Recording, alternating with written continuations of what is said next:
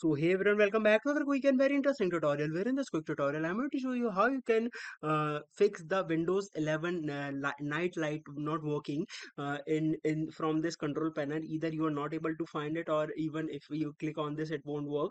Now, in order to do it, just simply open your system settings, your Windows settings, and in the settings, all you need to do so just simply go to this option that is system, and in the system, just simply tap on this option that is display.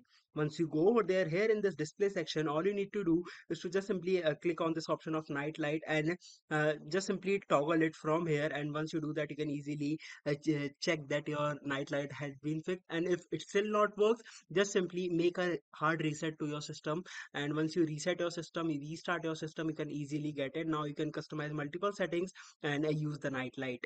Alright, so that's it for this tutorial. I hope this video will be helpful for you. Make sure to hit the like button and subscribe button for more such helpful and interesting tutorials. See you in the next one. Take care.